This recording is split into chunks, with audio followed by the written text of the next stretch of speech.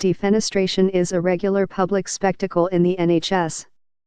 Some chairs, chief executives, and finance directors are pushed, while others jump before health department assassins arrive to blame them for debts caused by government underfunding.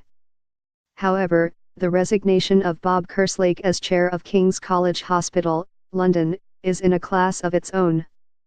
The trust is in deep debt, like so many others, partly as a result of rescuing a failed hospital whose true debts were never revealed. But despite making unprecedented savings, King's was yesterday put into punitive financial special measures. Indignation at Kerslake's departure ricochets round the NHS. Chris Ham, head of the King's Fund think tank, told me, "This is yet another example of the growing top-down bullying culture." He says when someone of Kerslake's repute feels he has to resign, it sends a message about the near impossible task. How do they think they can find anyone to replace someone of his stature? That is the insanity of the present regime of rule by targets and terror.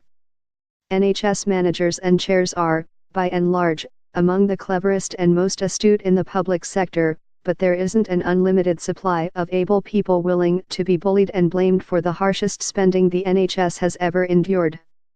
Ham is right about Kerslake. Where do you find anyone with such experience?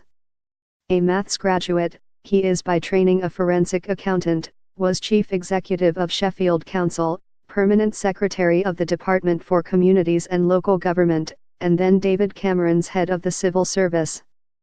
At the hospital trust he is highly respected and well liked, and his departure leaves staff not only angry, but bereft.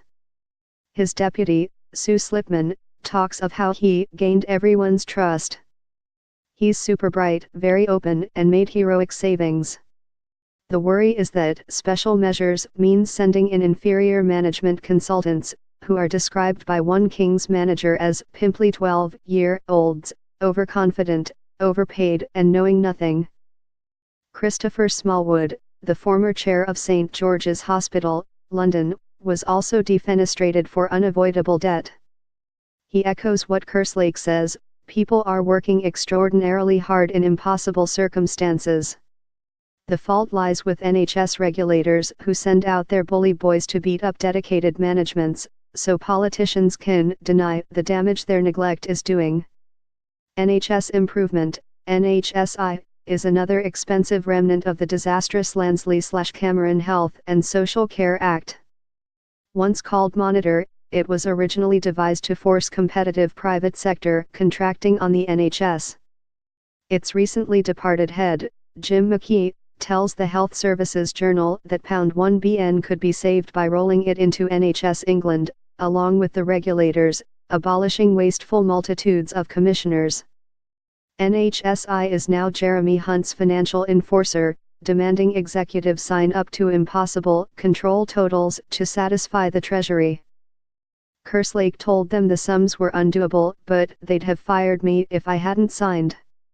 Now they blame him for missing fantasy targets.